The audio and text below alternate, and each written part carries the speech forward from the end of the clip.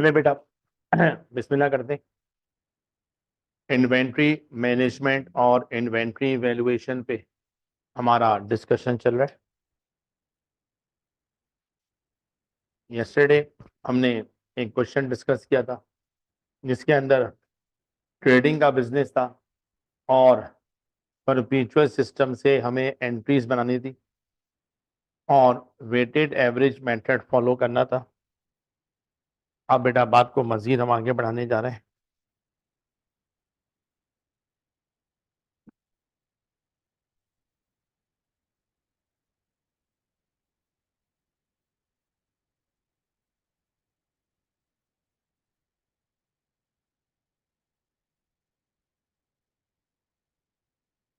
आज आप पहले निकालें हैंडआउट का क्वेश्चन नंबर 21।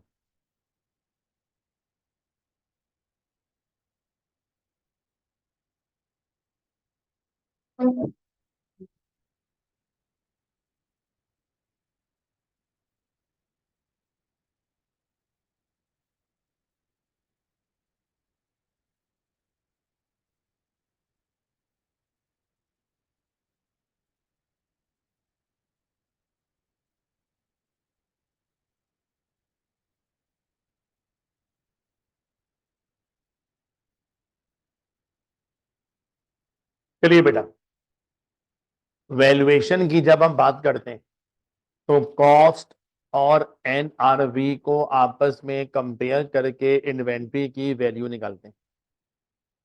नॉर्मल हालात में कॉस्ट और एनआरवी को जब भी कंपेयर करेंगे लोअर किसने आना है? कॉस्ट ने आना है, एनआरवी ने ज्यादा आना है। ये सितारा एंटरप्राइज का सवाल, अगर मैं गलती पे नहीं हूं तो ये ऑटम 23 के अटेम्प्ट का सवाल है, बहुत पुराना सवाल नहीं है। ऐसे ही सवाल अभी मार्च 23 के अटेम्प्ट में भी आए। ये आजकल एक छोटी सी टेक्निक कर रहे हैं, हमें इन्वेंट्री की वैल्यू खुद निकाल के दे देता है, फिर बोलता है उस वैल्यू को निकालने में हमसे कुछ एरर हो गए, बोलता है उन एरर की करेक्शन करो और इन्वेंट्री की वैल्यू सही निकाल दो। एरर जो मेरी समझ में आते हैं वो क्या होते हैं? सर कोई गलती हो गई, इन्वेंट्री की वैल्यू ज्यादा निकल गई, भाई गलती को सुधारने के लिए वैल्यू कम कर दो। सर कोई गलती हो गई, इन्वेंट्री की वैल्यू कम निकल गई, मैं भाई अगर कम निकल गई है आप बढ़ा दो।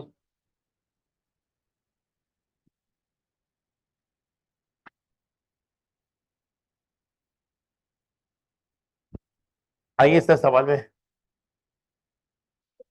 सितारा enterprises is engaged in manufacturing various products that are supplied to retailer and large beauty parlors.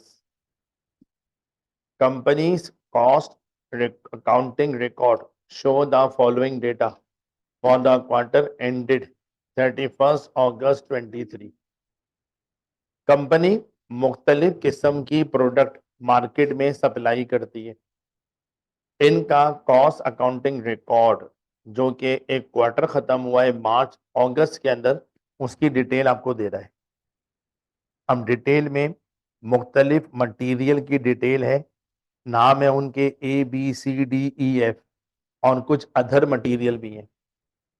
Opening inventory आपको बता रहा है, कुछ की केजी में कुछ की यूनिट में। परचेजेस बता रहा है, क्लोजिंग इन्वेंट्री बता रहा है, फिर परचेज प्राइस पर केजी या पर यूनिट बता रहा है और टोटल परचेजेस भी बता रहा है। Additional information, company uses perpetual inventory system to record raw material which are valued using FIFO method. ये अपने रॉ मटेरियल की वैल्यू निकालने के लिए परपीचुअल सिस्टम फॉलो करते हैं और फीफो मेथड को फॉलो करते हैं।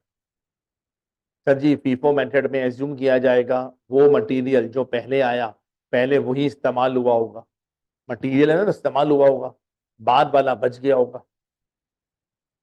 Value of opening and closing inventories of raw material as per general ledger are 10.25 million and 15.7 million respectively. Record के मुताबिक ओपनिंग और क्लोजिंग में जो इन्वेंट्री पड़ी हुई है वो फिगर उसने आपको बता दी। Any adjustment in the value of inventory due to NRV और एक्सेस और shortage are accounted for directly to profit and loss. कह रहे हैं अगर इन्वेंट्री की वैल्यू में कोई एडजस्टमेंट डाली गई, NRV वाली, NRV गिर रही है, तो कह रहे हैं वो एडजस्टमेंट आप डायरेक्ट किस में चार्ज कर देना, प्रॉफिट एंड लॉस अकाउंट में चार्ज कर देना। NRV 10 रुपए से गिर गई, कह रहे हैं वो लॉस आप किस में डाल देना, प्रॉफिट एंड लॉस में डाल देना।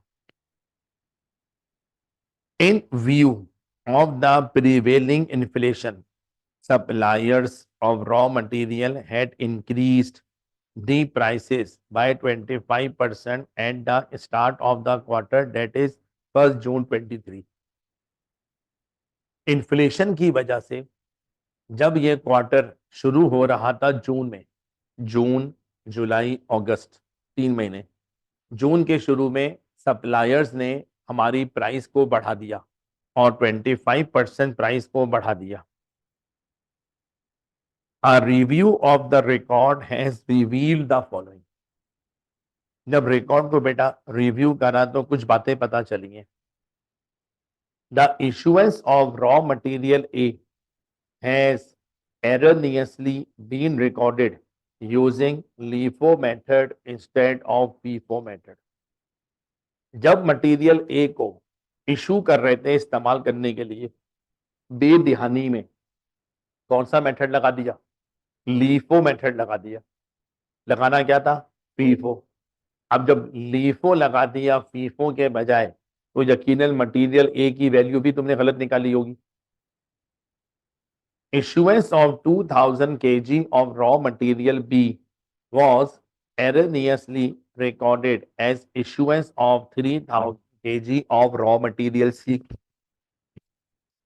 भाईजान 2000 kg मटेरियल बी के इशू करे, गलती से रिकॉर्ड में क्या लिख दिया, सी इशू हुआ है, एक और गलती हो गई। Point number 6, physical stock check at quarter end has identified the following. जब क्वार्टर खत्म हो रहा था, इन्वेंट्री को फिजिकली चेक करा, कुछ बातें पता चली। There is a shortage of 800 kg of raw material D। हाँ सर, शॉर्टेज कल भी बात हो रही थी। कभी कभी फिजिकली गिनने के लिए जाओ, चीजें कम निकलती हैं। ठीक है सर, गिनने गए 800 kg डी के शॉर्ट निकले, फायदा हो रहा है नुकसान हो रहा है। और उसने लिखा था शॉर्टेज या सरप्लस जो भी निकले उसे भी कहां पे चार्ज करना, प्रॉफिट एंड लॉस में चार्ज करना। 500 unit of raw material E were in excess and investigation showed that 200 unit of E were erroneously delivered by the supplier, whereas receipt of 300 unit was not recorded as they were delivered just before the close of business on the last day। 500 unit ई के वर in excess, ज्यादा निकले, ज्यादा, short नहीं है, ज्यादा निकले। Investigation करने पर पता चला है 200 यूनिट ई के ऐसे हैं जो सप्लायर गलती से हमें डिलीवर कर गया। अनिसा समझो, पार्सल आया था पड़ोसी का, गलती से आपके घर पे डिलीवर हो गया। अब वो सामान आपका तो नहीं हो गया ना, यकीनन अगर आपके घर पे रखा हुआ भी है, आज नहीं तो कल आपको वापस तो करना पड़ेगा।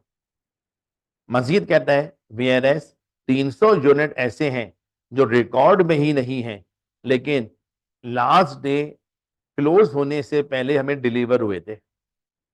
400 unit of raw material F were damage.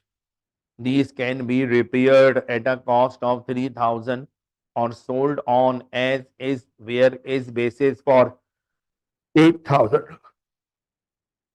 400 unit material F के डैमेज हो चुके हैं, जिनको रिपेयर करवाया जा सकता है 3000 में, या इसी हालत में बेचा भी जा सकता है 8000 में। Required determine the value of the closing inventory of raw material and the cost of raw material consumed after taken into account the above adjustment for the quarter ended 31st August 23। आपने भाईजान दो बातें मालूम करनी है। ये सारी adjustment कर लेने के बाद सिर्फ ये बता दो क्लोजिंग इन्वेंट्री मटेरियल की कितनी बची हुई है और कितना रॉ मटेरियल कंज्यूम्ड हो गया। मैं ये दो फिगर मांग रहा है। ठीक है सर, देखिए वही मजाक की बात, जो चिकन बच गई वो हमारा एसेट है, जो चिकन खा गए वो हमारा एक्सपेंस है, वो भी तो मांग रहा है। जो इन्वेंट्री इस्तेमाल कर ली कंज्यूम्ड वो कितने की थी और जो मटेरियल बच गया वो कितने का है। बचने वाले की फिगर सवाल में गिवन है पॉइंट नंबर सेकंड के अंदर। Value of opening and closing 15.7, 15.7 million की क्लोजिंग इन्वेंट्री बची हुई है। लेकिन ये बताओ ये फिगर सही है गलत है? यकीनन गलत है। आगे गलतियां अपनी खुद बता रहे हैं, आप थोड़ी बहुत गलतियां करके बैठे हुए हो, इससे आपने क्लोजिंग इन्वेंट्री की वैल्यू भी गलत निकाली होगी। ठीक है बेटा, बस दो चीजें चाहिए, जो कंज्यूम्ड हो गया वो कितने का है और जो बचा हुआ है वो कितने का है। ठीक है सर, हो जाएगा? हंस रहे हो आप लोग यार? हो जाएगा, बिस्मिल्लाह करें।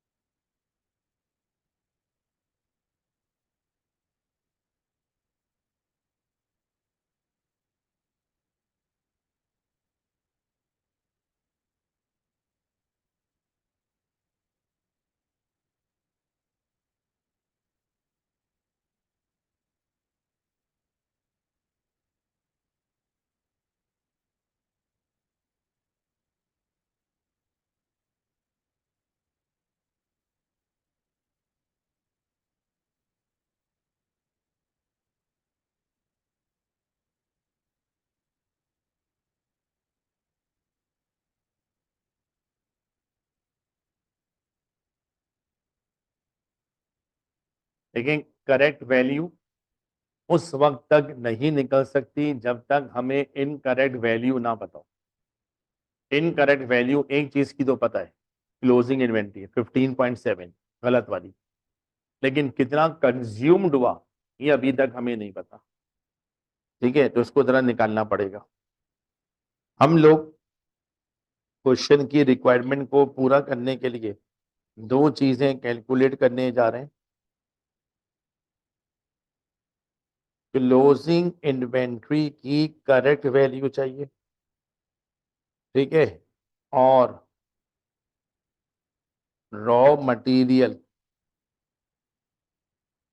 कंज्यूम्ड की हमें करेक्ट वैल्यू चाहिए।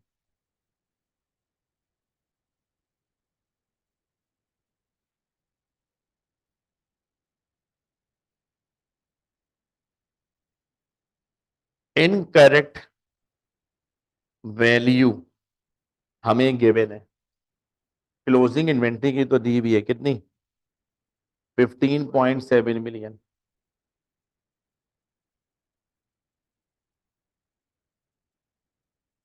रॉ मटेरियल कंज्यूम्ड की वैल्यू कहीं सवाल में दी भी नहीं है, ये निकालना पड़ेगा।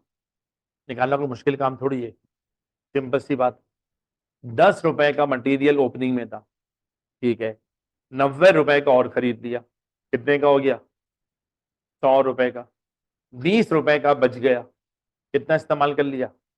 80 रुपए का। भाई 10 रुपए का ओपनिंग में था, 90 का और खरीद लिया, टोटल 100 रुपए का हो गया। उस 100 में से 20 रुपए का बच गया, तो उस 100 में से कितना इस्तेमाल हो गया? 80 रुपए का इस्तेमाल हो गया। तो जरा पहले कंज्यूम की वर्किंग पे जाना पड़ेगा। वर्किंग नंबर 1, सबसे पहले हमें चाहिए ओपनिंग मटेरियल। ओपनिंग मटेरियल हमें क्वेश्चन के पॉइंट नंबर 2 में दिया हुआ है। ओपनिंग इन्वेंट्री हमारे पास थी 10.25,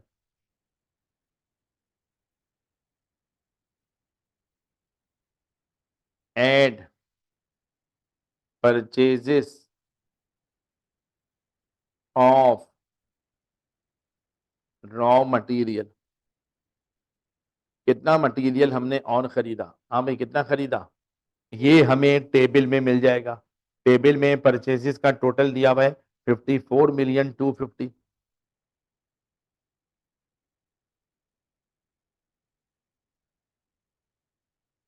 दोनों का सम ले लें।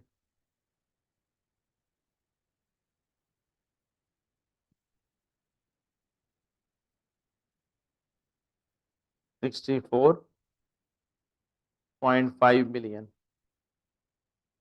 ये टोटल क्या कहलाएगा? Available for use. हम लोग रॉ मटेरियल को यूज करने के लिए लाते हैं, सेल करने के लिए नहीं लाते। क्या सारा इस्तेमाल कर लिया? नहीं नहीं सर, कुछ बच भी गया। बचने वाले को हटा दो, लेस क्लोजिंग मटेरियल।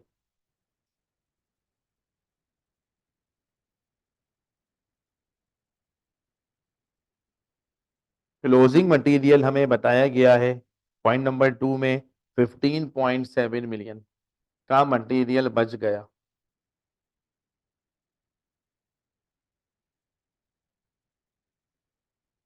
जी, 48.8 मिलियन ये हमारा निकल आया रॉ मटेरियल कंज्यूम्ड। इतना रॉ मटेरियल कंज्यूम्ड हुआ है। लेकिन ये फिगर सही है गलत है? सर ये गलत है, क्योंकि ये फिगर गलत वैल्यूज की मदद से निकाली गई है। अभी हमने कोई एडजस्टमेंट भी नहीं करी है, ये हमने सारी फिगर बिफोर एडजस्टमेंट वाली इस्तेमाल करी है।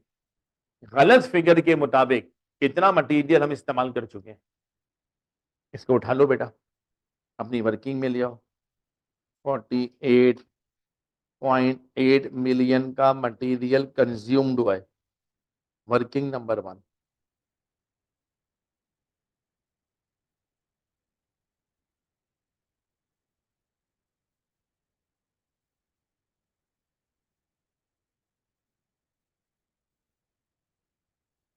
अब बेटा एक एक एडजस्टमेंट को पढ़ते जाओ। अगर आपको लगे कोई ऐसी गलती है जिससे क्लोजिंग इन्वेंट्री की वैल्यू ज्यादा निकल गई है, माइनस कर दो। आपको लगे कि उसकी वजह से कंज्यूम की वैल्यू कम निकल गई है, प्लस कर लो, और क्या करना है। जी सर जी। एडजस्टमेंट कहां से शुरू हो रही है? एडजस्टमेंट हमारे पास पॉइंट नंबर 5 से शुरू हो रही है। A review of the record has revealed the following। सही है। और पॉइंट नंबर 5 में 2 पॉइंट आ रहे हैं। शाबाश, जल्दी से इन दोनों पॉइंट को पढ़कर जो भी एडजस्टमेंट आपकी समझ में आ रहा है वो करके दिखाएं।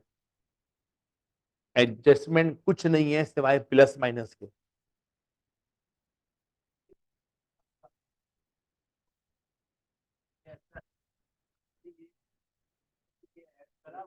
ऑब्वियसली प्राइस बढ़ा चुका है वो। नहीं बिल्कुल, ये भी काम आएगा हमारे। जब सप्लाई प्राइस बढ़ा चुका है तो मैं सस्ता क्यों देगा? जून जुलाई अगस्त, एक चीज आप 100 वाली 125 की कर चुके हो, तो मुझे 100 की क्यों दोगे? 125 पे ही। और जो गलतियां करी है वो उसने खुद बता दी, उसमें कहीं नहीं लिखा हुआ कि मैंने गलती से प्राइस को गलत रिकॉर्ड किया हुआ है।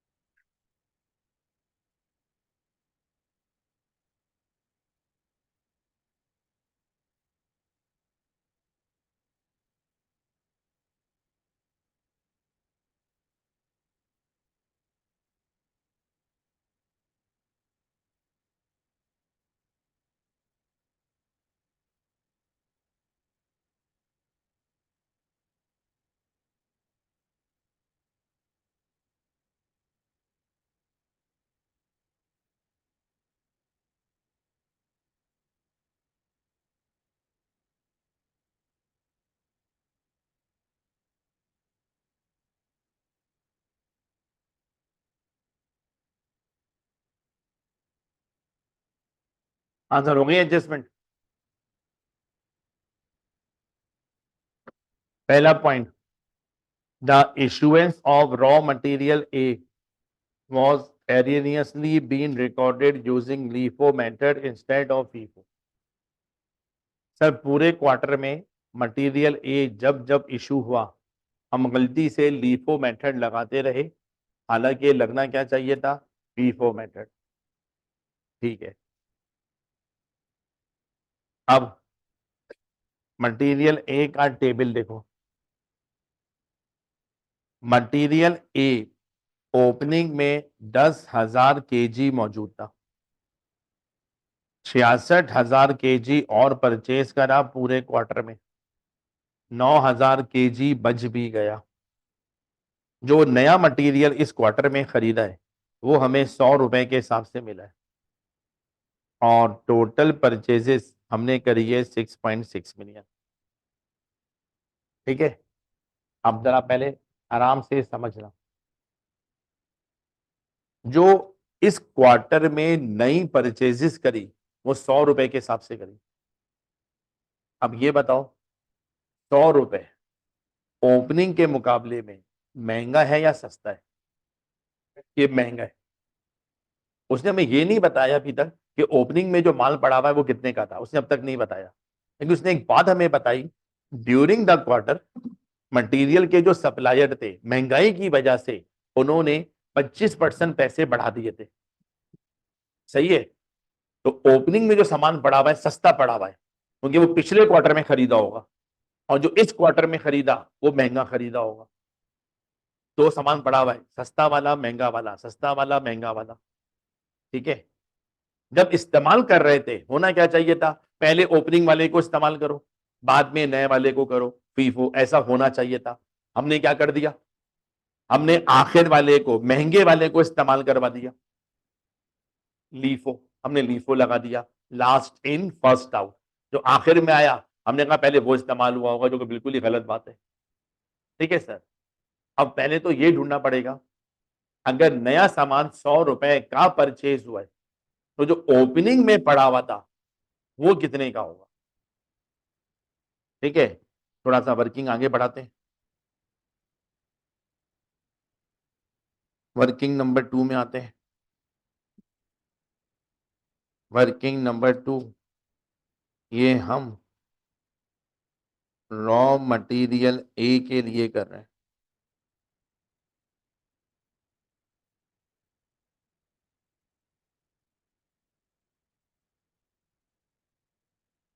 जी भाई, कैसे निकालूं वैल्यू।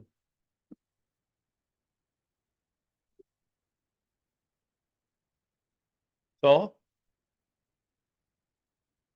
क्या मतलब हुआ इस बात का।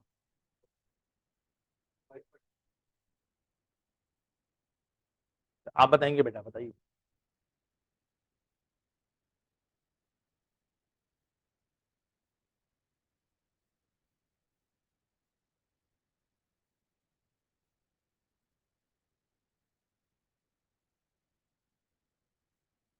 देखिए, अगर सिंपल सी बात जो मेरी समझ में आ रही है, अगर अगर ठीक है, हम कोई चीज 100 रुपए की खरीदते थे, महंगाई की वजह से अब सप्लायर ने चीज कितने की कर दी, 125 की कर दी। ये मेरी एज्यूम फिगर है। अगर 100 की लेते थे अब उसने 125 की कर दी। ओपनिंग में जो पड़ा हुआ है वो सस्ता पड़ा हुआ है, नया खरीदा महंगा खरीदा। जो नया खरीदा किस रेट पे खरीदा, इत्तेफाक से वो 100 है। हमने नया सामान 100 रुपए के हिसाब से खरीदा। अब ये बताओ 100 रुपए किसको रिप्रेजेंट कर रहा है, 100 को, 125 को। 125 को। जो नया सामान खरीदा है वो एक्चुअल में 100 रुपए का है, जो कि 125 के बराबर है। और अब मालूम करना चाह रहे हैं, अगर 25 रुपए ना बढ़ते तो ये 100 वाला सामान जो हमें मिला है वो किसके बराबर होता। ये हो गया एक्स। अब जब एक्स की वैल्यू निकालेंगे क्या करूं, 100 × 100 डिवाइडेड बाय 125, आंसर इज 80।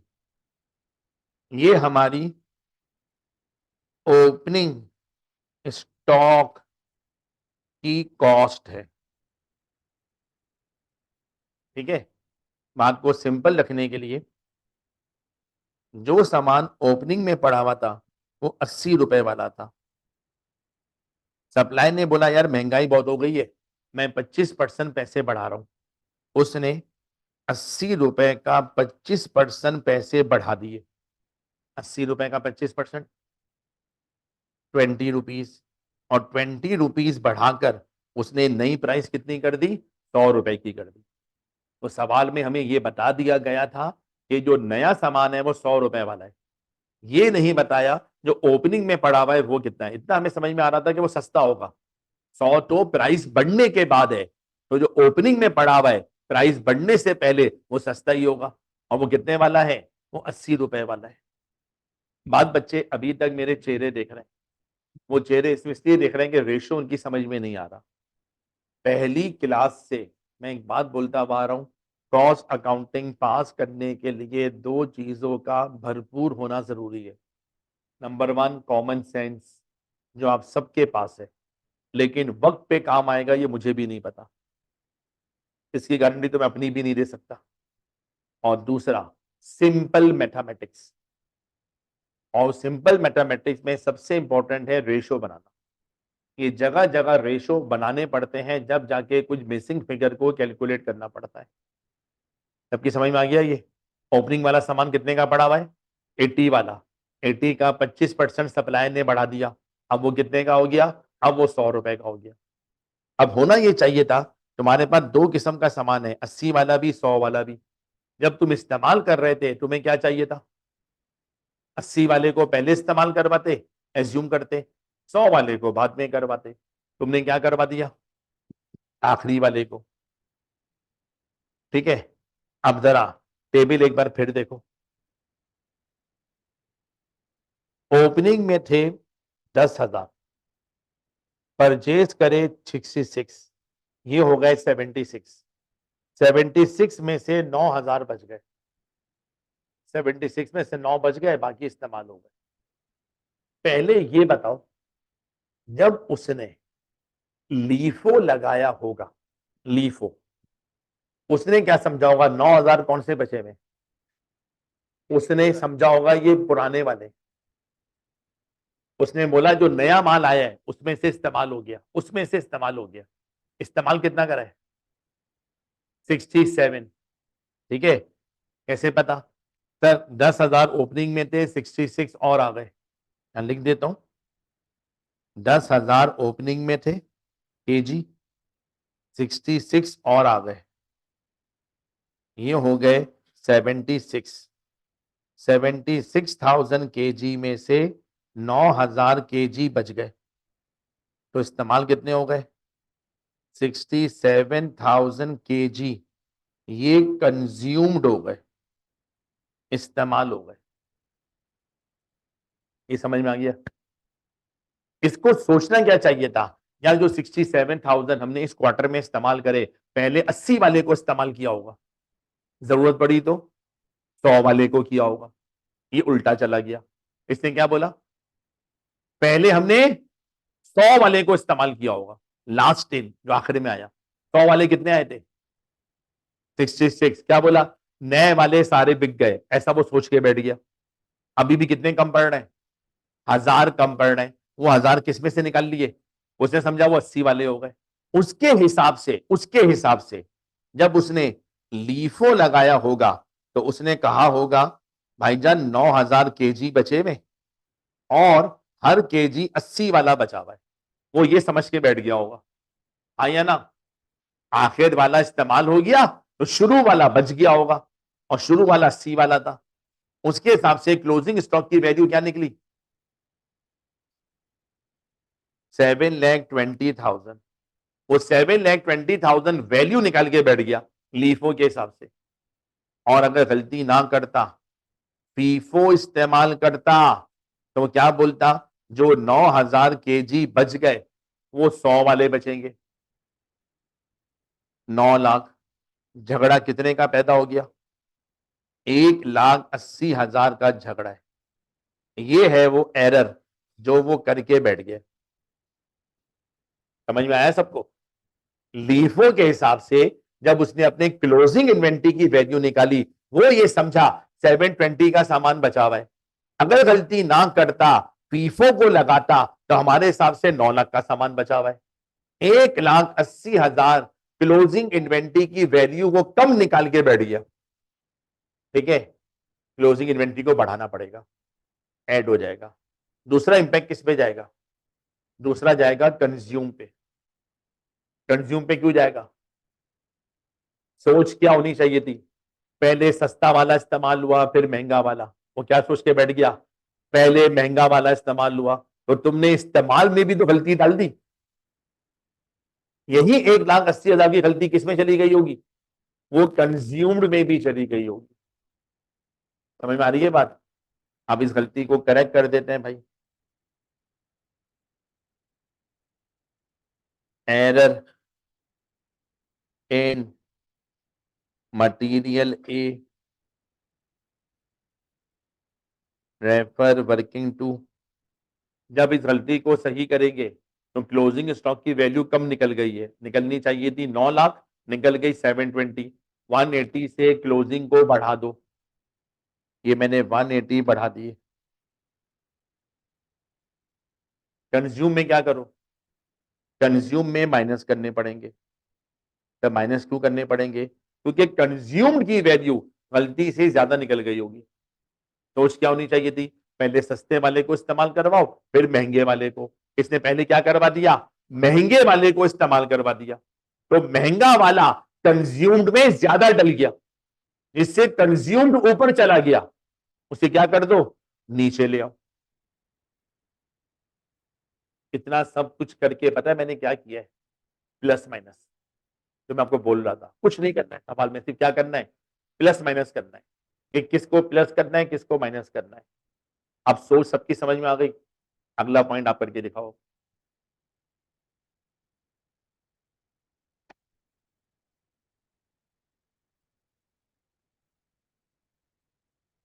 देखो मैं किसी को भी ऐसी तंजिया बात नहीं कर रहा हूं, लेकिन मजाक में कर रहा हूं। यार मेरे हिसाब से तो आपको कल लेना चाहिए था। पीआरसी में आप इन्वेंट्री का पूरा चैप्टर पढ़कर आए हो, कर क्या रहे हो, प्लस माइनस। जवाब दो ना, कर क्या रहे हो, प्लस माइनस। और माशाल्लाह आप सब पीआरसी क्वालिफाइड हो। आप लोग ऐसा दिल पे लग रही है, ये तो मैं समझा रहा था कि इन्वेंट्री ध्यान से पढ़ लो। आगे कॉस्टिंग में हाई लेवल की बातें, बातें वही है जो हम पढ़कर आए इन्वेंट्री में, लेकिन वो बातों को घुमा फिरा के कर रहे हैं हमारे साथ। क्या बात, जल्दी से शुरू जाओ बेटा।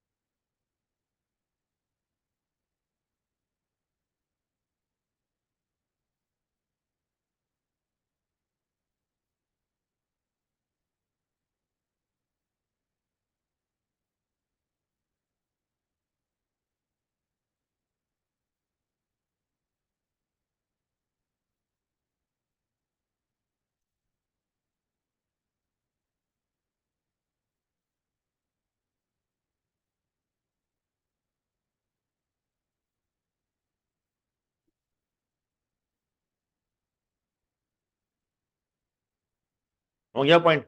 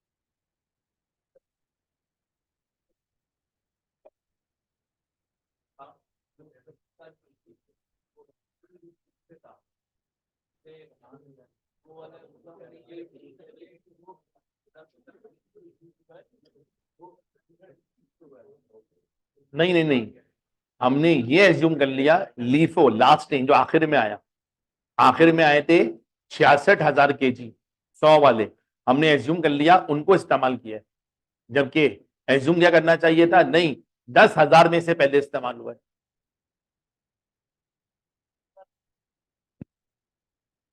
बचे हुए नहीं, अभी आप कंज्यूम की बात कर रहे हो। कंज्यूम्ड हुए 67,000। तरतीब क्या बनी, 10,000 ओपनिंग में थे, 66,000 और आ गए 66।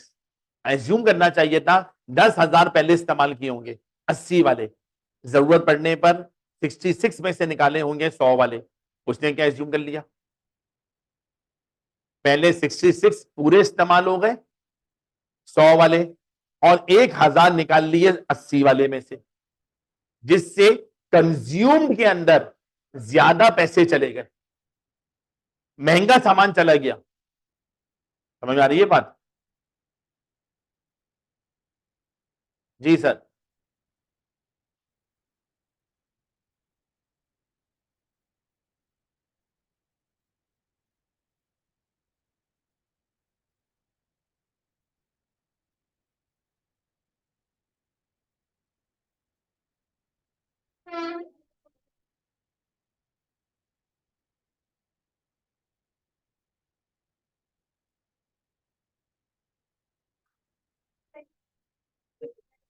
काम और लंबा हो जाएगा, फिर तो हर एरर में यही करना पड़ेगा। जब प्लस माइनस से काम चल रहा है तो हर एरर के अंदर पहले पुराने को ऐसे कहो तो कभी किया ही नहीं था और फिर उसको एक नए सिरे से करो। तो मैं मिसाल दे रहा हूँ, 6 एडजस्टमेंट को 12 हो जाएंगी।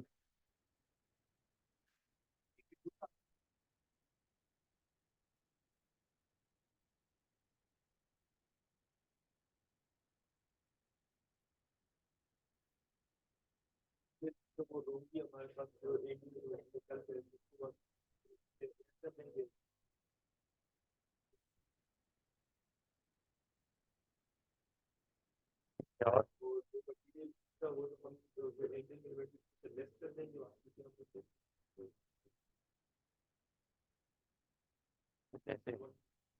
सही है।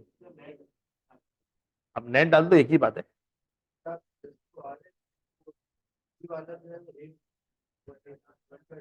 आइए सर जरा आप पॉइंट सॉल्व करते हैं। 2000 केजी रॉ मटेरियल बी के गलती से रिकॉर्ड हो गए जैसे वो इशू हुए 3000 केजी ऑफ रॉ मटेरियल सी। ठीक है, हम अपने पास 2000 केजी मटेरियल बी के इशू कर रहे थे, रिकॉर्ड में गलती हो गई, रिकॉर्ड में। इसका समझना, प्रोडक्शन डिपार्टमेंट के लोग आए स्टोर डिपार्टमेंट के पास, सर 2000 केजी बी के दे दें। बी है ना, हाँ बी के दे दें। हमने 2000 केजी बी के उठाए, उनको दे दिए, इसमें गलती नहीं है। जब रिकॉर्ड लिखने बैठे गलती से क्या लिख दिया, जैसे सी चले गए, और वो भी कितने चले गए, 3000 चले गए। अब दो गलतियां कर रहा हूं। बी क्या बोल रहा है, हम तो चले गए, हम इस कमरे में है ही नहीं। रिकॉर्ड क्या कह रहा है, तुम कहीं नहीं गए, क्योंकि रिकॉर्ड में तो बी में लिखा ही नहीं तुमने। रिकॉर्ड क्या कह रहा है, सी चला गया। सी क्या बोल रहा है, अबे भाई मैं तो यहीं पढ़ा हुआ हूं, मैं कहां चला गया। समझ में आ रही है मजाक की बात। बी चला गया फिजिकली, रिकॉर्ड कह रहा है वो गया ही नहीं क्योंकि आपने हटाया नहीं। सी यही रखा हुआ है, रिकॉर्ड कह रहा है ही नहीं, वो तो जा चुका है। अब सी को भी सही करना पड़ेगा और बी को भी सही करना पड़ेगा। वो तो बात करते हैं ना, अभी कौन सा गया पहचानते हैं उसको। चले भाई पहले सी की बात कर लेते हैं। एरर एंड मटीरियल सी। सी में क्या गलती आपने कर दी, सी में गलती ये कर दी, हमने उस सामान को कंज्यूम्ड में डाल दिया, जैसे वो इस्तेमाल हो गया। तो क्या किया होगा, क्लोजिंग इन्वेंट्री से हटा दिया होगा और कंज्यूम्ड में डाल दिया होगा। ऐसे ही हुआ होगा ना, जबकि हकीकत में वो कंज्यूम्ड हुआ ही नहीं है। तो उसे कंज्यूम से हटाना पड़ेगा और क्लोजिंग इन्वेंट्री में लाना पड़ेगा। समझ में आ रही है बात, कंज्यूम से हटाना पड़ेगा, क्लोजिंग इन्वेंट्री में लाना पड़ेगा। गलती हमने कितने की करी, 3000 केजी। हम ये समझे 3000 केजी सी के इस्तेमाल हो गए। अब जरा रेट को देख लेते हैं। हाँ सर, रेट अगर सी का देखें तो हमारे पास सी का जो नया रेट है वो है 70 रुपए। 70 रुपए। ओपनिंग में सी कोई था नहीं, आसान हो गया। ओपनिंग में कोई सी था नहीं, जो भी सी कंज्यूम किया होगा 70 वाला ही किया होगा, और जो भी सी बचा होगा 70 वाला ही बचा होगा। इसके अलावा कोई और सी तो है ही नहीं हमारे पास। तो सीधा सीधा 3000 को 70 से मल्टीप्लाई कर दो, 2,10,000। 2,10,000 को कंज्यूम से हटा दो और 2,10,000 को क्लोजिंग इन्वेंट्री में ऐड कर लो। अब हमारी सी वाली गलती सही हो गई। ये सबकी समझ में आ गया। इन्वेंट्री में क्यों बढ़ाया, क्योंकि वो तो यही रखा हुआ है, गया ही नहीं था। कंज्यूम से क्यों हटाया, भाई वो इस्तेमाल ही नहीं हुआ है, बिला वजह में लिख के बैठ गए थे हम।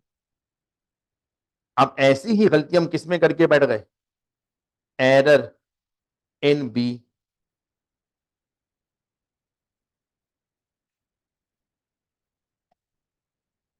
अब हम बेसिकली जो करने जा रहे हैं, जो हुआ है हम वो रिकॉर्ड करने जा रहे हैं। हकीकत में गया कौन था भाई? गया तो बी था ना। तो बी को हटाओ इन्वेंट्री में से। क्या कर रहे हैं इन्वेंट्री के अंदर? और किस में डालो? कंज्यूम्ड में डालो। 2000 केजी एक्चुअल में बी से निकल चुके हैं। अब सिर्फ ये डिसाइड करना है इसको किस रेट से मल्टीप्लाई करूं। अब टेबल में आ जाओ। अब जब हम टेबल में आए, जो बी हमारे पास पड़ा हुआ है ओपनिंग में पड़ा हुआ है 30,000 केजी बी, और जो नया खरीदा है 3,15,000 केजी, बचा हुआ भी है 48,000, और जो नया सामान खरीदा है इस क्वार्टर में वो हमें 80 रुपए का बचा है। देखिए सर, 80 रुपए महंगा है, नहीं महंगा वाला सामान, और जो ओपनिंग में होगा सस्ता वाला होगा। अब ये बताओ, ये जो 2000 केजी की गलती आपने बी में कर दी, अब इसको 80 पे एज्यूम करूं या 80 से कम पे एज्यूम करूं? कम पे। कम पे क्यों?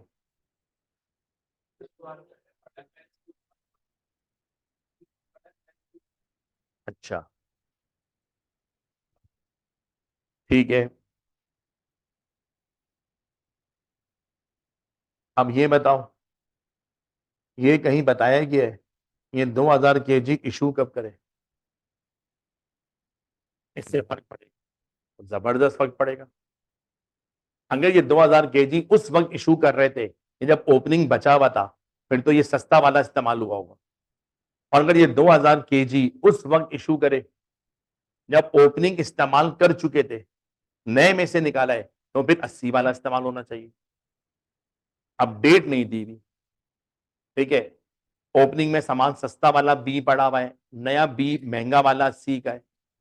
2000 इशू करे, इशू की डेट नहीं पता, ना ये पता कि उस वक्त हमारे पास उस वक्त तक ओपनिंग था या खत्म हो चुका था। क्या करूं?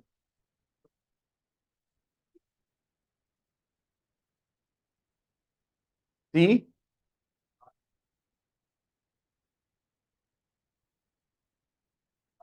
ठीक है, मान ली बात। चलो, एक भाई ने अपना दिमाग लगाया, वो कह रहा है "सर, अगर ऐसा सोचें कि जैसे ओपनिंग में सी तो था ही नहीं, और अगर गलती हमने सी की कर दी, जैसे हम समझे सी दे दिया है, सी तो आया इस महीने था, तो ऐसे एज्यूम कर लेते हैं चलो फिर ये गलती उस सामान में हुई है जो इस महीने आया था। इसमें फिर अगर इफ एंड बट में जाओ और पेचीदगियां पैदा हो जाएगी, क्योंकि सी हमने लिया है कितना? 20,000, और ओपनिंग में बी कितना पड़ा हुआ था? 30,000। ठीक है, तो ओपनिंग में बी ज्यादा था, सी हमने कम खरीदा है। हो सकता है जब तक सी आ रहा था कुछ बी उस वक्त तक बचा हुआ हो।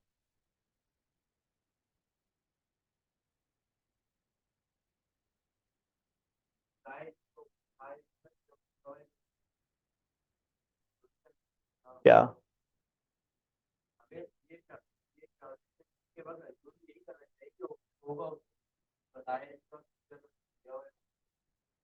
ओपनिंग होगा? किसका ओपनिंग होगा? कैसे पता? देखो, अब मुझे गलत अजम्पशन पे मत डालो। भाई मुझे आज फीफो का एक नया मतलब समझा रहा है कि सर हमेशा एज्यूम करना चाहिए पहले से। देखो नहीं, तरतीब समझो। जब भी इस्तेमाल करेंगे, जब भी एज्यूम करेंगे, पहले ओपनिंग में से निकाला, अगर है तो। नहीं है तो फिर नए वाले में से निकाल लेंगे। लेकिन अब ये थोड़ी पता है हमारे को कि इसने कब कब किस किस दिन कितना इस्तेमाल करा। मैं भी कह दूं, फॉर एग्जाम्पल समझना बात। ओपनिंग में बी ऐसे ही पड़ा हुआ था, 30,000 ऐसे ही पड़ा हुआ था, हमने बी और मंगवा लिया। बी पड़ा हुआ था, बी और मंगवा लिया। ठीक है, अब दो बी पड़े हुए, सस्ता वाला महंगा वाला, हम इस्तेमाल करने गए। क्या एज्यूम करेंगे? पहले ओपनिंग से निकाल लो। क्या क्या हुआ? ओपनिंग अभी बचा हुआ है, और इस्तेमाल करना है, फिर ओपनिंग से निकाल लो। और इस्तेमाल करना है, ओपनिंग से निकाल लो। कब तक? तक ओपनिंग खत्म ना हो जाए। और जिस दिन वो खत्म हो जाए, अब क्या एज्यूम करते रहो, अब नए वाले में से निकाला होगा, महंगे वाले में से निकाला होगा। हमें डेट नहीं पता, ना परचेज की डेट पता, ना डेट वाइज। अच्छा एक बात बताओ, इसने पूरे महीने में अगर आप बी को देखो, 30,000 ओपनिंग में थे, 3,15,000 और आ गए, 48,000 बच गए। एज्यूम करो उसने 3 लाख इस्तेमाल कर लिए। एक बात बताओ, क्या 3 लाख एक ही दिन करे होंगे? पूरे क्वार्टर में थोड़े थोड़े करे होंगे, पूरे क्वार्टर में थोड़े थोड़े।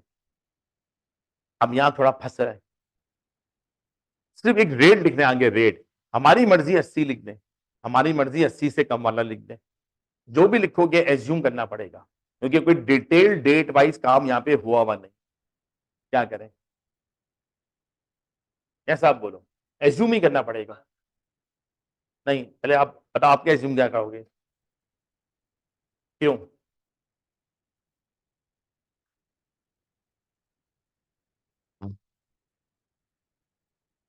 तो ये लाजमी थोड़ी है कि जब तक सी आ रहा हो बी खत्म हो चुका हो, या फिर अजम्पशन और अजम्पशन डलवा रही हो। ये भी एज्यूम कर लेते, जब तक सी आ रहा था बी खत्म हो चुका था। क्यों?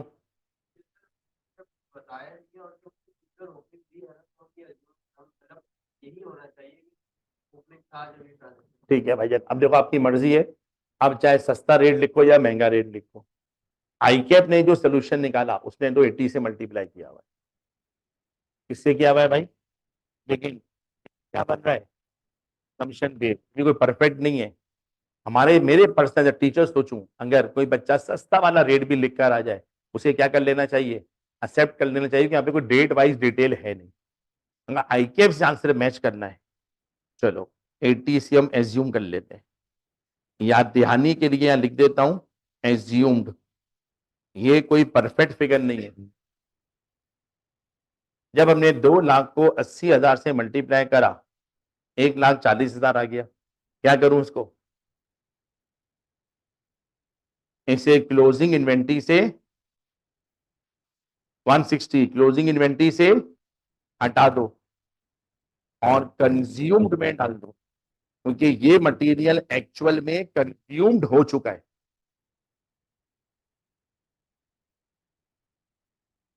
समझ में आ रही है बातें? ऐसे ही एक बात पूछ रहा हूं, बहुत एक कॉन्सेप्ट क्लियर करने के लिए। बात बातें ऐसी होती हैं जिनमें अपना दिमाग लगाते हैं, बड़ी मेहनत करते हैं पेपर वाले दिन।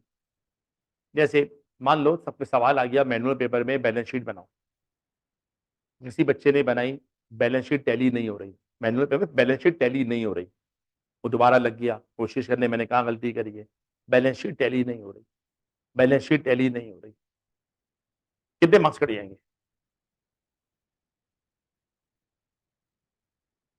ठीक है, उस पर भरोसा है? जाके आईकेप की FAR 1 FAR 2 जिस टॉपिक की देखनी है, सब्जेक्ट की मार्किंग स्कीम निकाल लेना। मेरी एग्जामिनर से मुलाकात हुई, उसने कहा सर बच्चे बैलेंस शीट टैली करने में आधा आधा घंटा लगा देते हैं, मार्किंग प्लान हमारा देखते ही नहीं, बैलेंस शीट टैली करने के कोई मार्क्स है ही नहीं।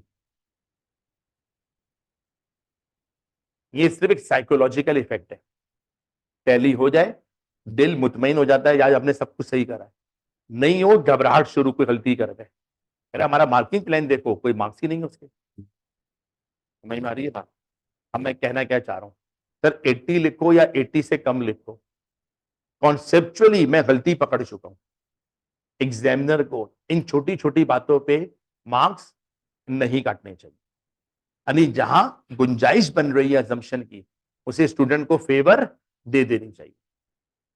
FAR 2 में एक सवाल आया IAS 37 का, बच्चों ने आंसर लिखा, एग्जामिनर कमेंट में लिखा हुआ आया, इस पार्ट पे बच्चों की 2 आंसर देखे गए, कुछ बच्चों ने ये एज्यूम करके आंसर लिखा, कुछ ने लिखा एज्यूम ये करके आंसर लिखा, और आगे पता क्या लिखा? पता कमेंट के अंदर, बोथ जस्टिफिकेशंस कंसीडर्ड करेक्ट।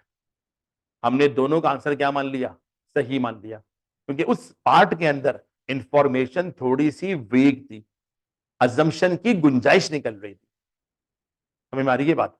तो एग्जामिनर भी समझदार है और एग्जाम डिपार्टमेंट भी इन बातों को कंसिडर करते हैं ये लोग। चलो बेटा आगे चलो, अब हमारा पॉइंट नंबर 6 रह गया है। A physical stock check at quarter end has identified the following. भाईजान जब क्वार्टर खत्म होने लगा, ये इन्वेंट्री को फिजिकली काउंट करने पहुंच गए, कुछ बातें पता चली। पहली बात, there is a shortage of 800 kg of raw material D. भाईजान रॉ मटेरियल डी की शॉर्टेज निकली। हाँ जी, शॉर्टेज निकली, शॉर्टेज। क्या करेंगे? इन्वेंट्री में से कम कर दो, प्रॉफिट एंड लॉस में डाल दो। किसमें डाल दो? प्रॉफिट एंड लॉस में। लेकिन इन्वेंट्री में से कम तो करना पड़ेगा ना। एरर इन, सॉरी माजरत, शॉर्टेज, ज्यादा बेहतर वर्ड शॉर्टेज है। शॉर्टेज की गलती नहीं है हमारी कोई। शॉर्टेज इन मटेरियल डी, मटेरियल डी में शॉर्टेज निकली। कितने यूनिट की? सर 800 यूनिट गायब पाए गए, 800 यूनिट। अब टेबल में आ जाओ, डी की कॉस्ट देखते हैं। डी ओपनिंग में थे 12,000, नए खरीदे 1,02,000, क्लोजिंग में बचे हुए 11,000, और जो नया सामान खरीदा है वो हमें 50 रुपए के हिसाब से मिला है। क्या करूं? 50 से क्यों? देखें, समझने की कोशिश करें। फर्स्ट इन फर्स्ट आउट, ये हमने सही करा है डी में। पहले वाले को इस्तेमाल करवाते रहे, बाद वाले को बचवाते रहे। जब महीना खत्म हुआ, हम डी को गिनने के लिए पहुंचे आखिरी दिन।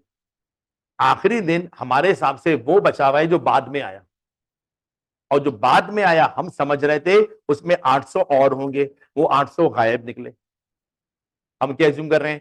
पहले वाले बिक गए, आखिर वाले बच गए। तो आखिर वालों में से 800 गायब हो गए, और आखिर वाले कितने के थे? वो 50 के थे। आप इसे 50 से मल्टीप्लाई कर लो, 40,000। इसे क्लोजिंग इन्वेंट्री से हटा दो। अब यहां पर एक गलती मत कर देना। आपने कहा समाजिद इसका दूसरा इफेक्ट कंज्यूम में ना डाल दें। उसने बड़ा वाजे लिखा हुआ है, अगर तुम्हें सवाल में कहीं भी शॉर्टेज मिले या सरप्लस मिले, फायदा मिले, उसे किससे ऑफसेट करना? प्रॉफिट एंड लॉस में डालना, प्रॉफिट एंड लॉस में।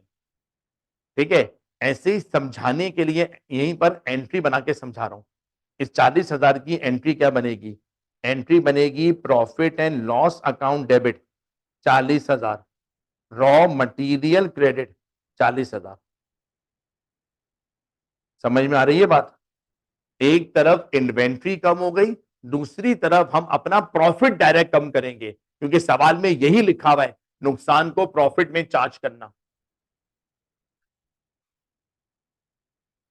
ये नहीं करते, ये नहीं करते। ठीक है? क्योंकि मटेरियल के लॉसेस एफओएच में भी जाते हैं। आपको तो सवाल करवाया है B1 वालों को। तो क्वालिटी लिमिटेड वॉशिंग मशीन बनाई थी, मटेरियल SRM बार बार गायब करवाया था। ठीक है? C1 परेशान नहीं हो, आज करवाऊंगा आपको। ठीक है?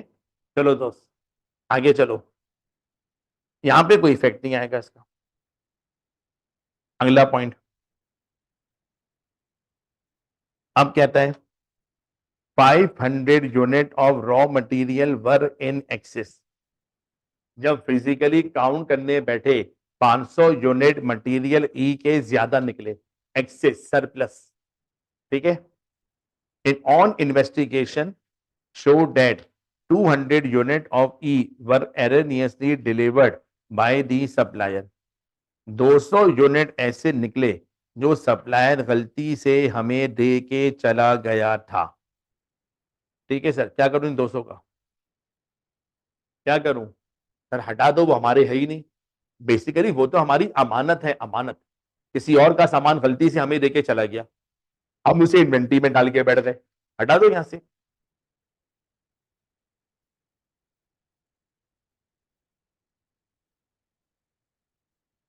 एक्सेस इन मटीरियल ई, कितने यूनिट है भाई? 200 यूनिट। जी,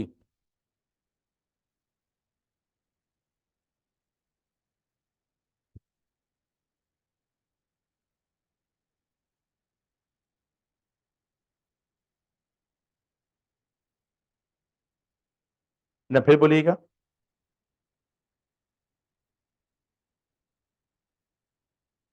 अच्छा, इमेज चेक कर लेते हैं।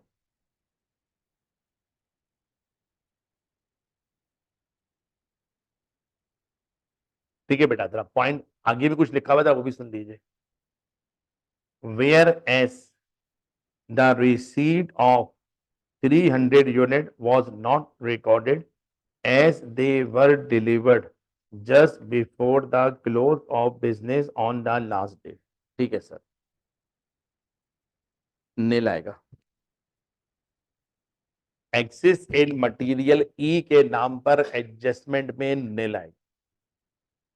नील क्यों आएगा समझना।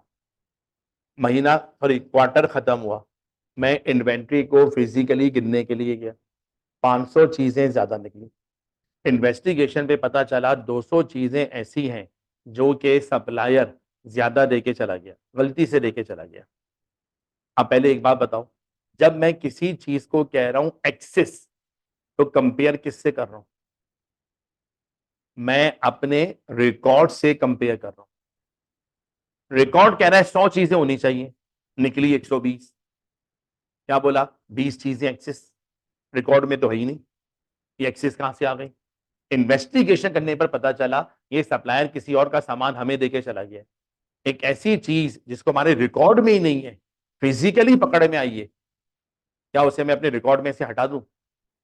जवाब दो। उसकी एडजस्टमेंट तो कुछ भी नहीं लूंगा। प्रैक्टिकली क्या करूंगा? आज यहाँ सामान उठाओ, साइड साइड में रख दो, सप्लायर जब भी आए उसको सामान वापस कर देना। समझ में आ रही है मेरी बात? सप्लायर अगर हमें देकर गया, हमने उसको रिकॉर्ड में भी लिखा होता, तो फिर वो एक्सिस क्यों कहला रहा है? कौन सा? कौन सा एक्सिस? वो इन्वेंट्री जो हमारे पास क्या हो चुकी हो, रिकॉर्ड हो चुकी हो, वो आगे आ रही है। हमने किसी इन्वेंट्री को रिकॉर्ड किया हुआ है, लेकिन उसके अंदर बाद में कोई गलती कर दी। लेकिन यहां पर क्या पता चला, ये सप्लायर हमें देकर चला गया था और हमारे रिकॉर्ड से वो ज्यादा सामान निकला है। पता चला कि वो सामान है रिकॉर्ड में कभी रिकॉर्ड एंटर ही नहीं हुआ, फिजिकली पड़ा हुआ है। लेकिन आगे जो ये बोल रहा है, बाकी जो 300 बचे लिखा हुआ है 300 वॉज नॉट रिकॉर्डेड, वो हमने वो भी रिकॉर्ड नहीं करे थे। As they were delivered just before the close of business on the last day. क्या चीज?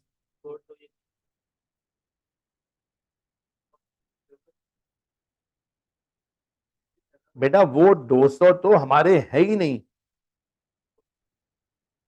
कैसे रिकॉर्डेड है?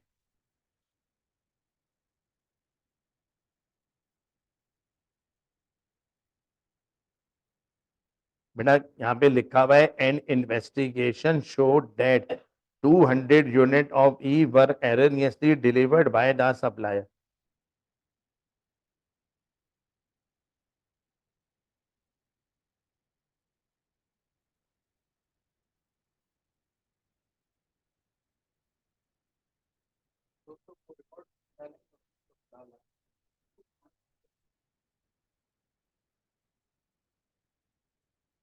तो रिकॉर्ड में डालेंगे और 200 को निकाल देंगे।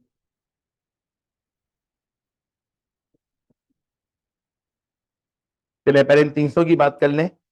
इन 300 को क्या करूं?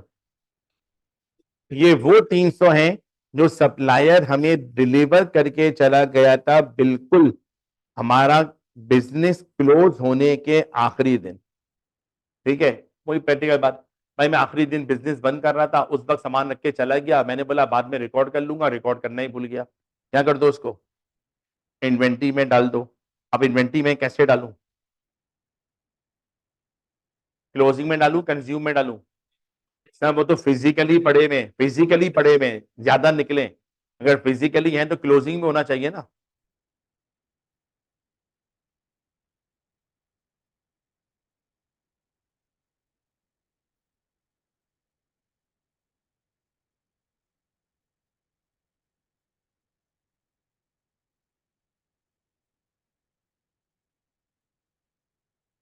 जी बेटा।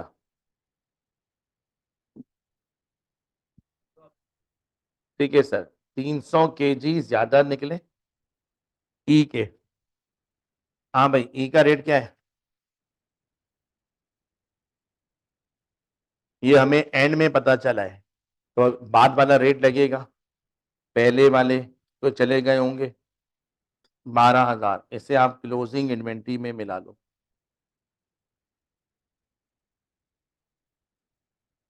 हो गया सर?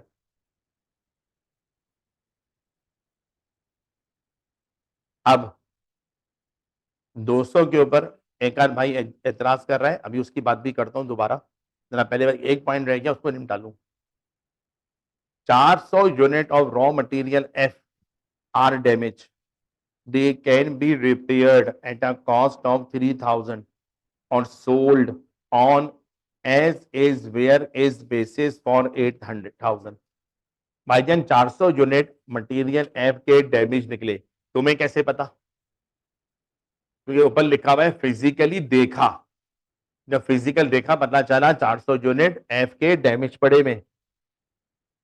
बेटा 200 यूनिट की बात शायद नाफिस साहब अभी मैं करता हूं, लास्ट पॉइंट पहले डील कर लूं। 400 यूनिट मटेरियल एफ के डैमेज निकले, इनको बेचा जा सकता है रिपेयर करवा के। रिपेयर करवाने में 3,000 रुपए लगेंगे, या उनको बेचा जा सकता है एज इज वेयर बेसिस, जहां है जैसे की बुनियाद पे। कहते नहीं है जहां है जैसे की बुनियाद, एज इज वेयर। मतलब ऐसा समझो, किसी के पास खटारा मशीन पड़ी हुई है, कचरा मशीन पड़ी हुई है, किसी ने आके बोला 1 लाख में खरीद लूंगा। मैंने कहा पहले ही बता दूं, यहां से मशीन उठाना, उठा के लेके जाना, सब कुछ तुम्हारी जिम्मेदारी, मैं 1 लाख में बेचूंगा। यानी 1 लाख में बेच रहा हूं, जहां है जैसे है की बुनियाद पर। इसी हालत में ले जाओ। कितने में ले जाओ? 8,000 में ले जाओ इस सवाल के अंदर। समझ में आ रही है बात? या रिपेयर करवा के बेच दो। अंकल क्या कहती है? भाई जिस काम में ज्यादा फायदा होगा मैं वो काम करूंगा। अगर रिपेयर करवा के बेचने में ज्यादा फायदा है तो मैं वो वाली एनआरबी लूंगा। अगर इसी हालत में बेचने में फायदा है तो मैं वो एनआरबी लूंगा। अब कॉस्ट को कंपेयर करना पड़ेगा किसके साथ? एनआरबी के साथ। फिर वर्किंग में आना पड़ेगा।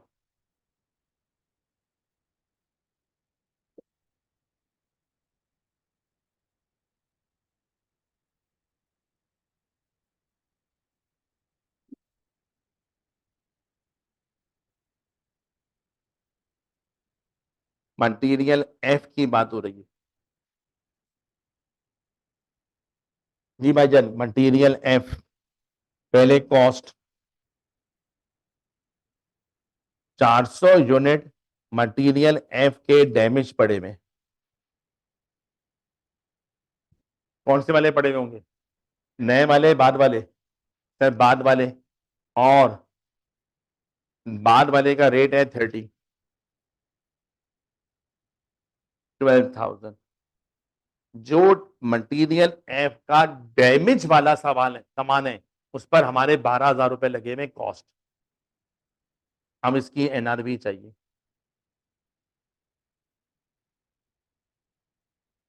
हाँ सर जी, एनआरबी। पहली एनआरबी सेल एज, हाँ सर क्या वर्ड इस्तेमाल किया था? As is where is basis, जहां है जैसे है की बुनियाद पर अगर बेचोगे तो बेच के क्या मिलेगा? 8,000।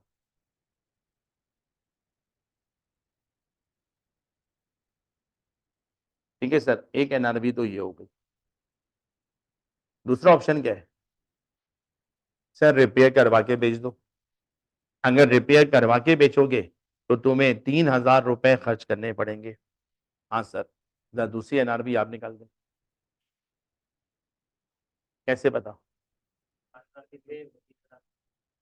ठीक है सर। और दूसरा ऑप्शन, जिस पर हम 12,000 रुपए लगा के बैठे में, अगर रिपेयर करवाने जाएंगे 3,000 रुपए खर्च करने पड़ेंगे, तो हम कितने पैसे रिकवर कर पाएंगे? 9,000 रिकवर कर पाएंगे। दूसरा ऑप्शन ये है हमारे पास। नहीं निकालते? जी जी। हाँ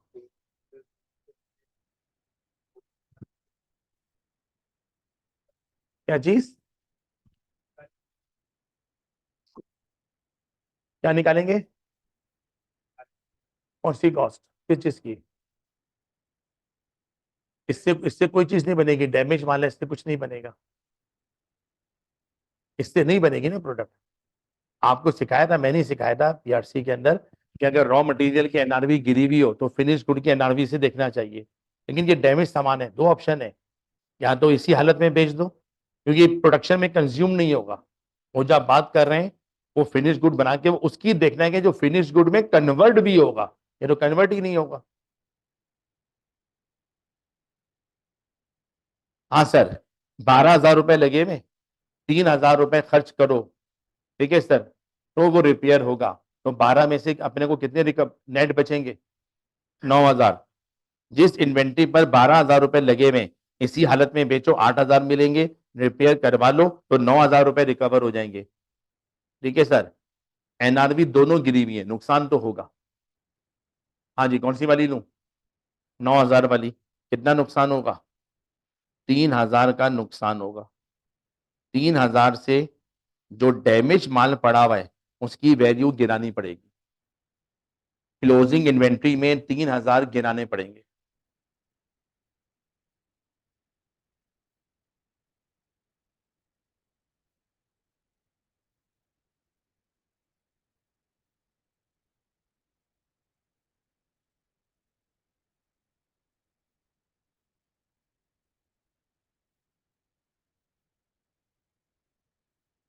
क्लोजिंग इन्वेंट्री की वैल्यू 3,000 से गिरा दो,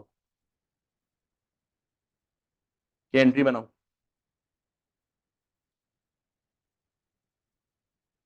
रॉ मटेरियल क्रेडिट 3,000 से, profit and loss account debit 3,000 से, क्योंकि सवाल में यह भी लिखा हुआ है कि अगर कोई राइट डाउन हुआ, राइट डाउन किसको बोलते हैं, एनआरबी पर जाने पर अगर कोई वैल्यू गिराते हैं वो राइट डाउन कहलाता है। यहाँ लिख भी देता हूं, 3,000 से वैल्यू को राइट डाउन करना पड़ेगा, और सवाल में लिखा हुआ है अगर कोई राइट डाउन हुआ वो प्रॉफिट एंड लॉस में चार्ज होगा।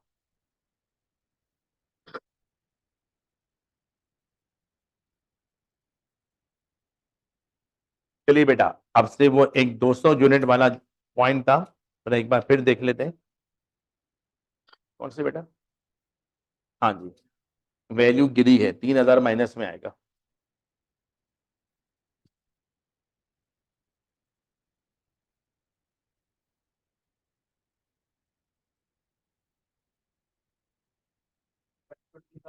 तो ये वो 200 वाली बात और समझा दूं दोबारा, आइए सर, वो 200 वाले पॉइंट पे 500 यूनिट मटेरियल ई के ज्यादा निकले, इन्वेस्टिगेशन हमें शो कर रहा है 200 यूनिट ऑफ ई गलती से सप्लायर ने हमें डिलीवर कर दिए थे।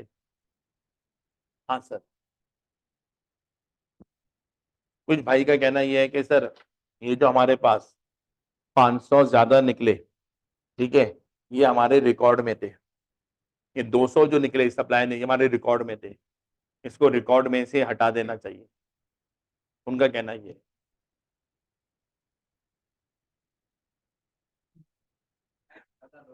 नहीं, आप खुद ही बोले सही बात है। हाँ दोस्त, जी,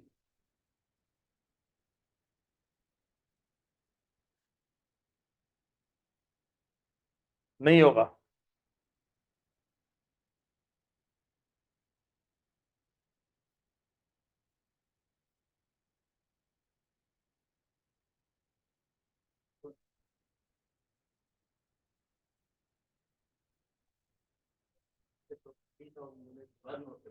इसका मतलब उनको रिकॉर्ड में होना चाहिए था, इन 200 को तो होना ही नहीं चाहिए था, और ना वो हैं, ना वो हैं।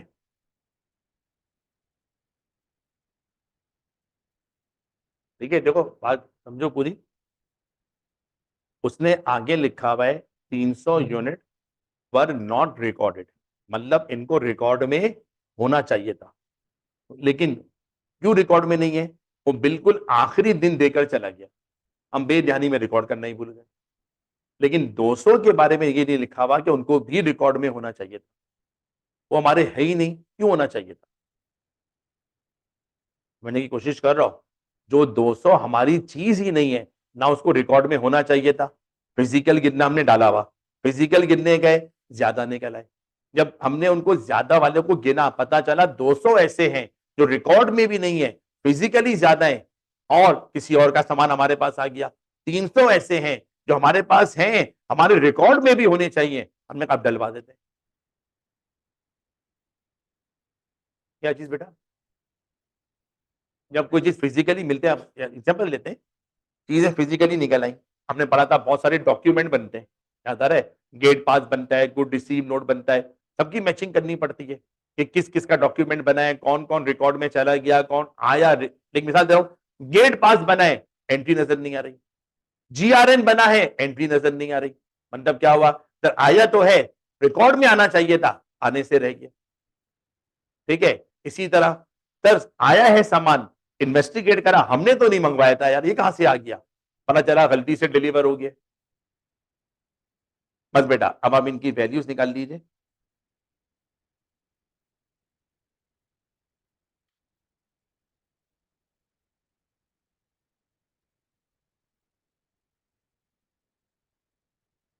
जी दोस्त,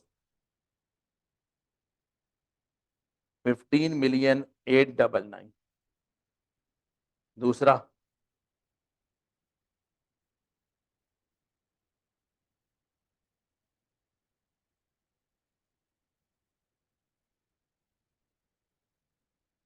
48,570,000। सर ये हमारे पास आ गई करेक्ट वैल्यूज।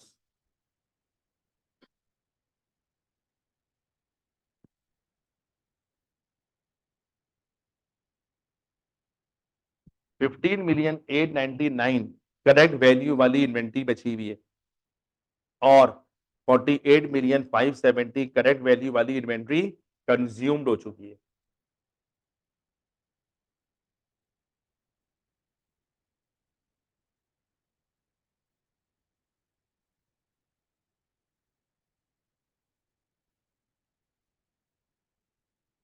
चलिए बेटा, चैप्टर वैल्यूएशन से रिलेटेड ये सवाल है।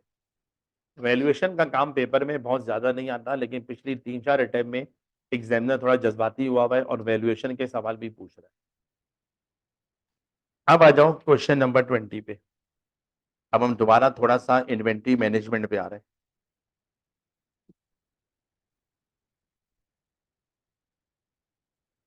हमने इन्वेंट्री मैनेजमेंट में एक चीज पढ़ रखी है कि कभी कभी सप्लायर बल्क परचेजिंग पर हमें डिस्काउंट ऑफर कर देता है, तो हमें फैसला करना चाहिए डिस्काउंट लेना चाहिए या डिस्काउंट नहीं लेना चाहिए। इस अटेम्प्ट में भी जो सवाल अभी आया है वो भी डिस्काउंट से रिलेटेड ही आया था।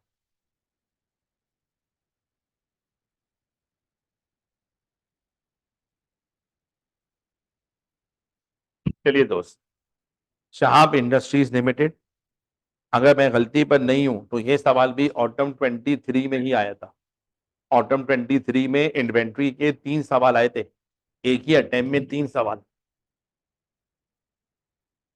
चलिए बेटा, question number 20, Sharp Industries Limited is engaged in the production of a product named Alpha 2179 which require beta 4358 as its primary raw material। भाई जान, प्रोडक्ट का नाम है अल्फा, बनाने के लिए मटेरियल चाहिए beta. Company presently uses the EOQ model to place order for beta। Beta खरीदने के लिए इस वक्त ये EOQ मॉडल को फॉलो कर रहे हैं। हम क्या बोलेंगे? बहुत अच्छा कर रहा हूँ, EOQ मॉडल से अच्छा मॉडल तो कोई है ही नहीं, वो ऑर्डरिंग और होल्डिंग कॉस्ट बचवा देता है। Below is the relevant information about beta.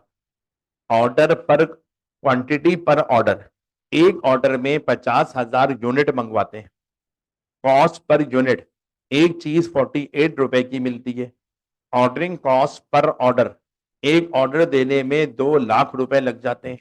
Total ordering and holding cost per annum, sir साल भर की ऑर्डरिंग ऑन होल्डिंग कॉस्ट है 4.8 मिलियन।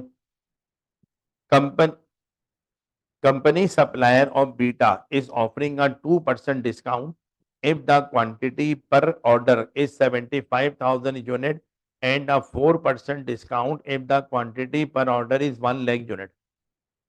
बीटा का सप्लायर कह रहा है मैं आपको 2% डिस्काउंट दूंगा, एक ऑर्डर में कितना सामान खरीदो 75,000, 4% डिस्काउंट दूंगा, एक ऑर्डर में कितना खरीदो 1 लाख।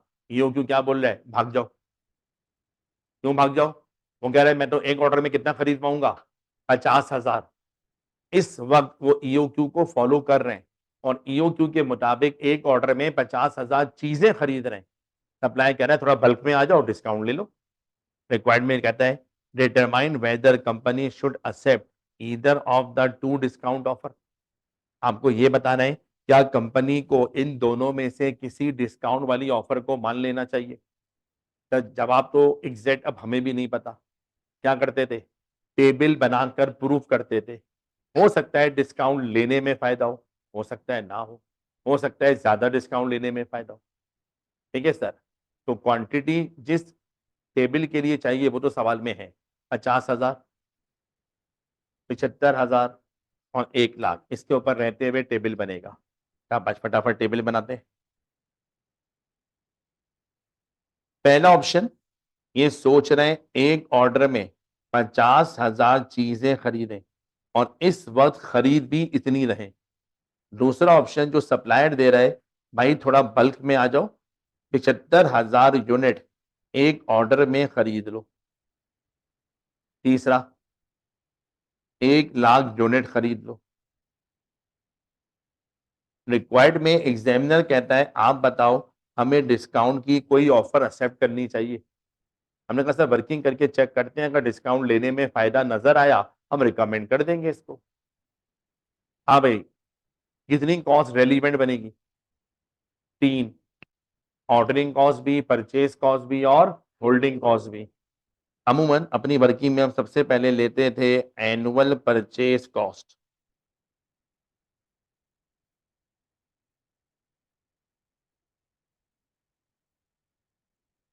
एनुअल परचेज कॉस्ट कैसे निकालते थे, annual demand multiplied by purchase price per unit. अब यहां पर आके थोड़ा सा फंस गए। परचेज प्राइस तो क्वेश्चन में दी हुई है 48, क्या नहीं दी हुई, एनुअल डिमांड नहीं दी हुई। थोड़ी सी वर्किंग करनी पड़ेगी। शाबाश, दिमाग लगाओ। किसको, B1 में हो चुका है बेटा, माजरत थोड़ा ये याद नहीं रहा, B1 में हो चुका है। चलो अब छिड़ गया सवाल तो करवा दूं। चले सर जल्दी, शाबाश। एनुअल डिमांड,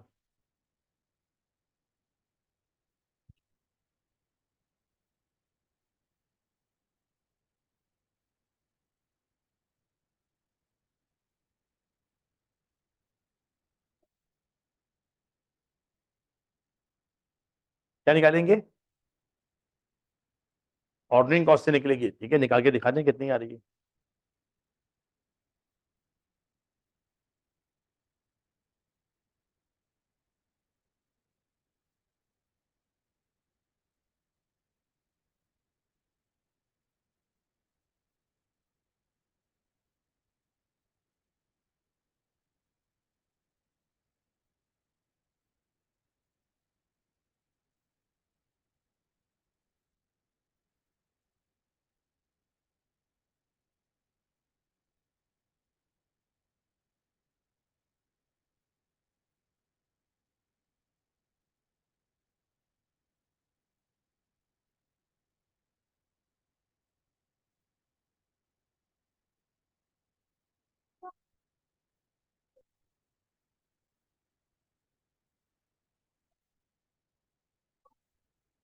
ऐसे ही करना पड़ेगा।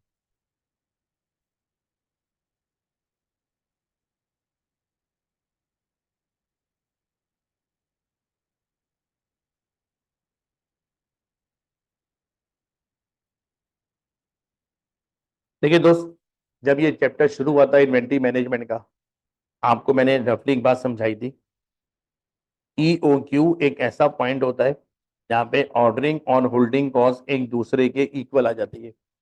मैंने रफली ग्राफ बना के समझाया था, किसी एक कॉस्ट को बचाने जाओगे दूसरी कॉस्ट बढ़ जाएगी, और जहाँ पे ये दोनों कॉस्ट एक दूसरे को इंटरसेक्ट करेगी वही हमारे लिए मोस्ट इकोनॉमिकल कहलाएगा। याद आ रहा है सबको? सबको पढ़ाया था ना भाई ये? इस सवाल में हमें एक चीज बता दी गई है, और वो क्या है कि हमारी साल भर की ऑर्डरिंग और होल्डिंग कॉस्ट का सम है 4.8। ग्राफ को देख के हमें पता चल रहा है EOQ वो पॉइंट होता है जहां पे एनुअल ऑर्डरिंग कॉस्ट वो बराबर हो जाती है किसके? एनुअल होल्डिंग कॉस्ट के। वही पॉइंट EOQ होता है, और ये EOQ को फॉलो करता है। अगर ये EOQ को फॉलो करता है तो ऑर्डरिंग और होल्डिंग कॉस्ट कम से कम होगी इसकी, और दोनों मिलाकर कितनी लग रही है?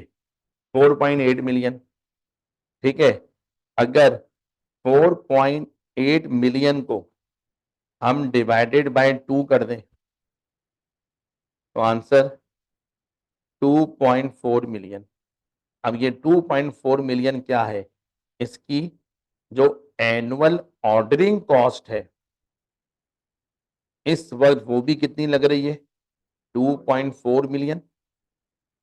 और इसकी जो एनुअल होल्डिंग कॉस्ट है इस वक्त वो भी कितनी लग रही है? 2.4 मिलियन। और दोनों मिलाकर ये बन रहे हैं 4.8 मिलियन। ये हमने 4.8 मिलियन का ब्रेकअप बना लिया। ये समझ में आ रहा है सबके? दोनों एक दूसरे के बराबर हैं तो आधे आधे ही होंगे। अच्छा, अब क्या हमें टोटल ऑर्डरिंग कॉस्ट निकालना आता है? बिल्कुल सर। एनुअल ऑर्डरिंग कॉस्ट कैसे निकलती है? Number of orders multiplied by ordering cost per order. अब यहां देखो, एनुअल ऑर्डरिंग कॉस्ट है 24 lakh equal to number of order, ये हमें नहीं पता, लेकिन ऑर्डरिंग कॉस्ट पर ऑर्डर सवाल में दी हुई है, वो है 2 लाख। अब यहां से नंबर ऑफ ऑर्डर निकल आएंगे, तो number of orders equal to 2.4 million divided by 2 lakh.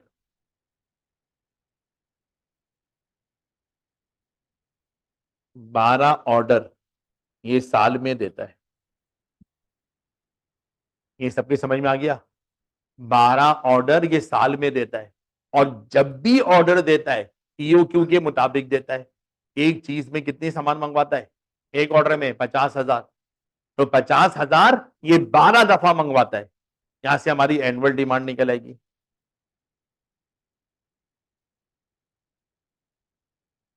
Annual demand 12 order आप देते हैं साल भर में, और हर ऑर्डर में 50,000 चीजें मंगवाते हैं, तो 6 लाख यूनिट्स की आपको साल भर में जरूरत पड़ती है। ये हमारी एनुअल डिमांड निकल आई। ये सबकी समझ में आ गया बेटा? अब जब एनुअल डिमांड निकल आई, इसकी बेसिस के ऊपर आप अपनी एनुअल ऑर्डरिंग कॉस्ट निकाल लो। साल भर में मुझे 6 लाख चीजों की जरूरत है। अगर मैं एक ऑर्डर में 50,000 चीजें खरीदूंगा, सप्लायर कोई डिस्काउंट नहीं देगा, और हर चीज मुझे 48 की मिलेगी। अगर यही 6 लाख चीजें थोड़ा बल्क में खरीद लूं, 75,000 कर करके खरीदूं, तो जो चीज 48 रुपए की मिलती है, सप्लायर मेरे लिए कितनी सस्ती कर देगा? 2% सस्ती कर देगा। यानी जो चीज वो 100 रुपए की देता है मुझे 98 पर दे देगा। इसका 98% निकाल लेंगे।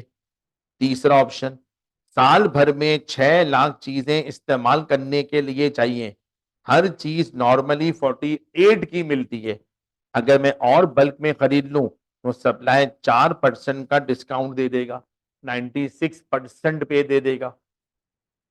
हाँ सर, कितना? 28.8 million 28,224,000 and 27648।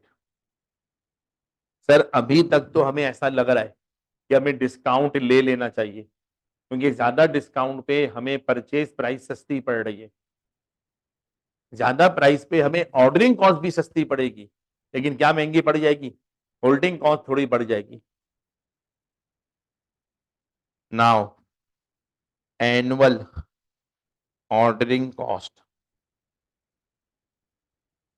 Annual ordering cost को निकालने के लिए number of orders multiplied by ordering cost per order. पहली सिचुएशन, 6 लाख चीजें साल भर में चाहिए, सोच रहे 50,000 कर करके लें, और जब भी लेंगे 2 लाख रुपए की ऑर्डरिंग कॉस्ट लगेगी।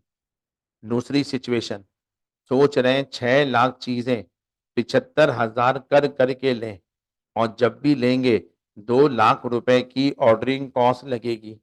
तीसरा ऑप्शन, यही 6 लाख चीजें 1 लाख कर करके परचेस करें, और जब भी परचेस करेंगे 2 लाख रुपए की ऑर्डरिंग कॉस्ट लगेगी।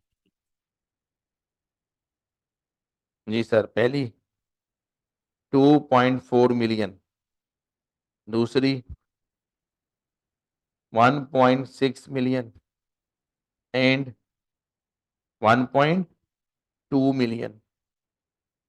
सर अभी तक क्या लग रहा है? अभी तक तो लग रहा है डिस्काउंट ले लेना चाहिए और ज्यादा डिस्काउंट लेना चाहिए, ये ज्यादा डिस्काउंट पे परचेस कॉस्ट भी कम है और ऑर्डरिंग कॉस्ट भी कम है। अब फाइनली क्या रह गई है? एनुअल होल्डिंग कॉस्ट, वो वाइस वर्सा चल रही होगी, जहां पर ऑर्डरिंग कॉस्ट कम है वहीं पर होल्डिंग कॉस्ट सबसे ज्यादा आ रही होगी। होल्डिंग कॉस्ट के लिए क्या करते थे? Average stock multiply by holding cost per unit per annum.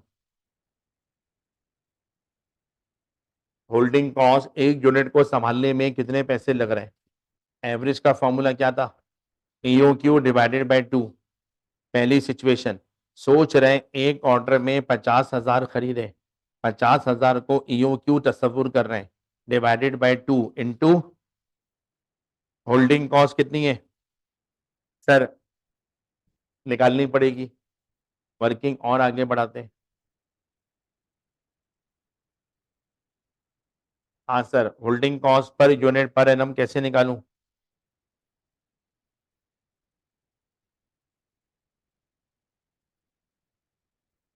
हमारी एनुअल होल्डिंग कॉस्ट कैसे निकलती है? Average stock multiply by holding cost per unit per annum, जिसकी हमें तलाश है। ये फिगर नहीं है, एनुअल होल्डिंग कॉस्ट सवाल में दी हुई है, वो है 2.4 million. Average stock 50,000 divided by 2 multiply by holding cost per unit, ये हो जाएगा बेटा 2.4 million equal to 25,000 into holding cost per unit. और अब यहां से होल्डिंग कॉस्ट पर यूनिट निकल आएगी 2.4 मिलियन को डिवाइड करवा लो 25,000 से, 96 रुपीज पर यूनिट। एक यूनिट 1 साल तक होल्ड करो, ठीक है, आपके पास इतने पैसे लग जाते हैं पर यूनिट पर एनम।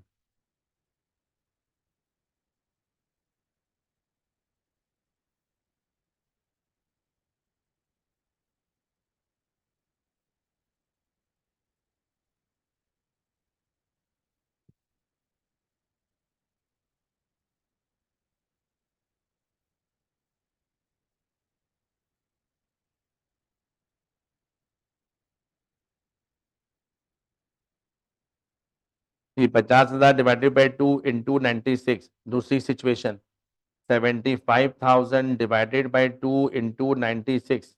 तीसरी situation 1,00,000 divided by 2 into 96। 2.4 million, 3.6 million and 4.8 million। चले भाई अब इनके सम ले लेते हैं।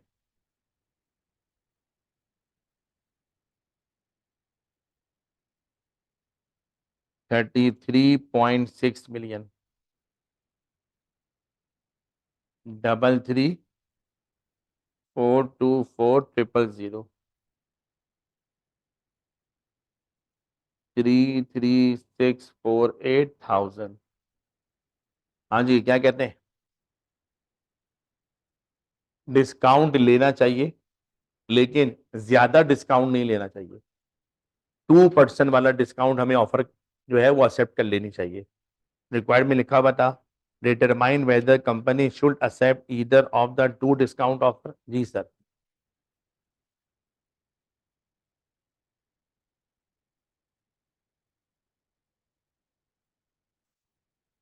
द कंपनी शुड एक्सेप्ट, ठीक है, शुड एक्सेप्ट या अवेल 2% डिस्काउंट ऑफर।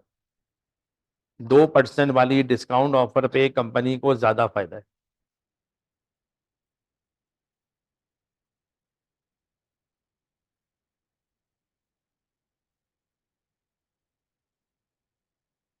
ठीक है बेटा, समझ में आ गया सबके?